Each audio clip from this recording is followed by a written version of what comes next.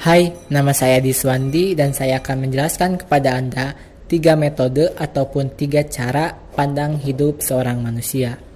Di antaranya ada hedonisme, ada materialisme, dan ada pragmatisme. Materi yang pertama yang akan dibahas adalah hedonisme. Hedonisme menurut Wikipedia adalah pandangan hidup yang menganggap bahwa orang akan menjadi bahagia dengan mencari kebahagiaan sebanyak mungkin dan sedapat mungkin menghindari perasaan-perasaan yang menyakitkan. Hedonisme merupakan ajaran ataupun pandangan bahwa kesenangan atau kenikmatan merupakan tujuan hidup dari seorang manusia. Bisa disimpulkan oleh kita, orang-orang yang memiliki cara pandang hidup hedonisme, mereka menjadikan tujuan utama hidupnya itu untuk mencari kebahagiaan sebanyak mungkin dan menghindari hal-hal yang dapat membuat hati mereka sakit gitu.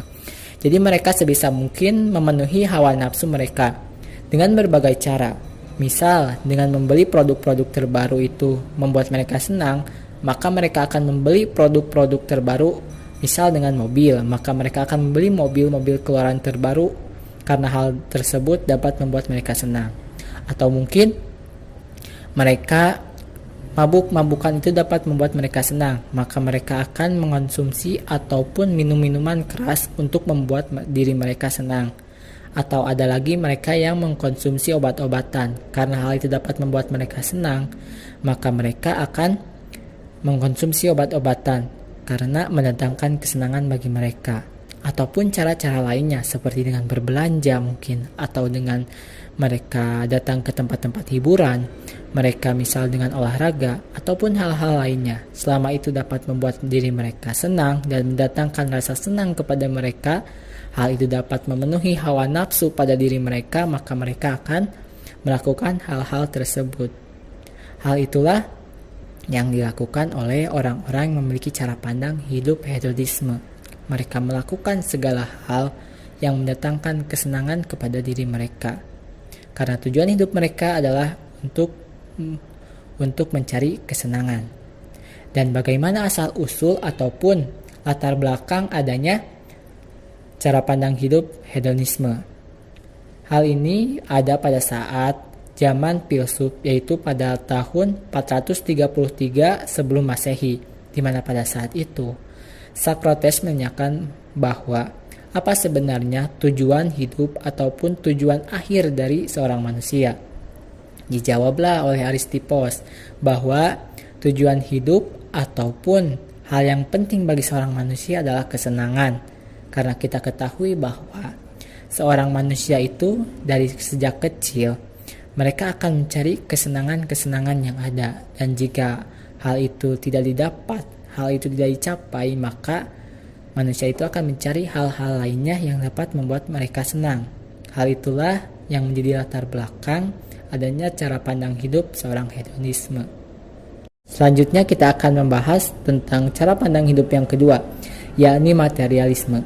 Materialisme adalah cara pandang hidup untuk mencari kesenangan dan kekayaan ataupun kebendaan sebagai tujuan utama dari kehidupan. Serta mereka meyakini hal-hal yang material tanpa meyakini adanya imaterial ataupun alam gaib. Sebelum kita membahas inti dari pembahasan ini, kita renungkan apakah materialisme dan hedonisme itu sama karena mencari kesenangan. Tentu beda. Kita ingat kembali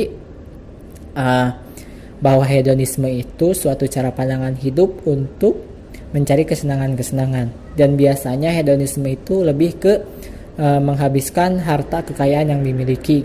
Seperti tadi disebutkan, contoh mereka membeli mobil untuk memberikan kesenangan kepada mereka.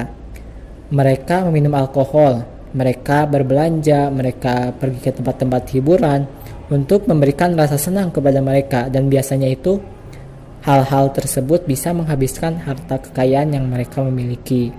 Berbeda dengan materialisme lebih ke ingin mengumpulkan harta benda sebanyak-banyaknya.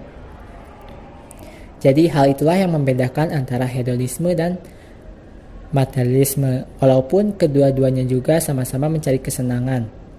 Dan Adapun ciri-ciri dari materialisme secara identik adalah mereka meyakini segala sumber yang ada, segala sesuatu yang ada di hadapan mereka itu adalah bersumber dari yang satu, yaitu material.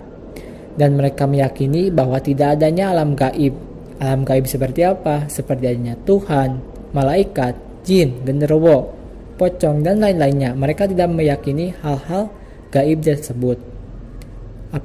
Apalagi adanya rahmat ataupun pertolongan dari Tuhan. Mereka tidak meyakini hal-hal tersebut.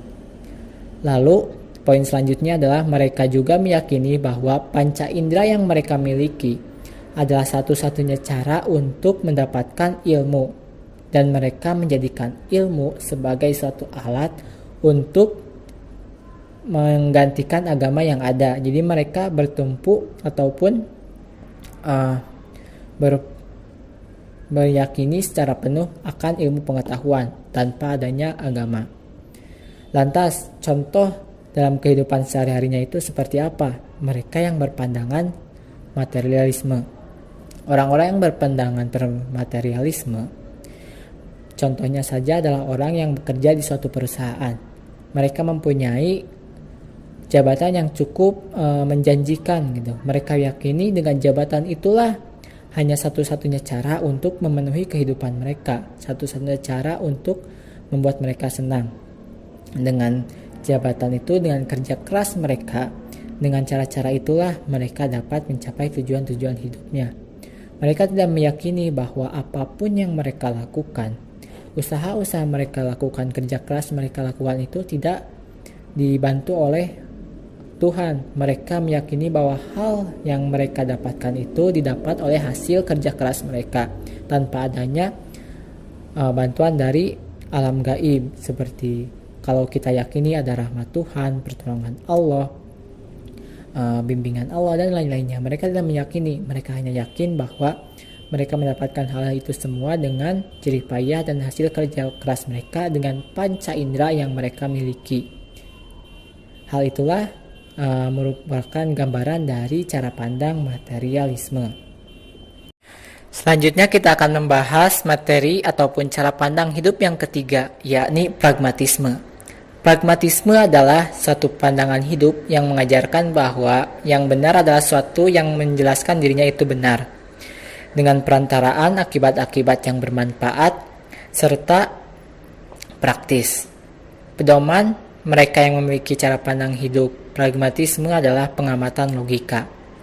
Maka dari itu, mereka yang memiliki cara pandang hidup pragmatisme yakini bahwa yang baik adalah yang dapat dipraktekkan dan dapat dikerjakan serta membawa manfaat bagi kemajuan hidup. Maka dari itu, yang disebut baik bagi mereka yang memiliki cara pandang hidup pragmatisme adalah suatu yang bisa mendatangkan kepraktisan dalam kehidupan. Mereka tidak akan berpikir proses ataupun nilai-nilai moral. Mereka yang berpikir ataupun memiliki cara-cara pandang hidup pragmatisme lebih mengutamakan hasil. Mereka tidak akan peduli dengan nilai-nilai moral dari suatu masyarakat ataupun proses-proses yang seharusnya itu diperhatikan oleh mereka. Misalkan saja itu dalam proses ujian. Dalam proses ujian kita ketahui bahwa yang harus diperhatikan adalah tidak boleh menyontek. Tapi mereka yang memiliki cara pandang hidup pragmatis, mereka akan lebih mengutamakan hasil yang diinginkan. Mereka akan menghalalkan segala cara untuk mendapatkan hasil-hasil yang mereka inginkan.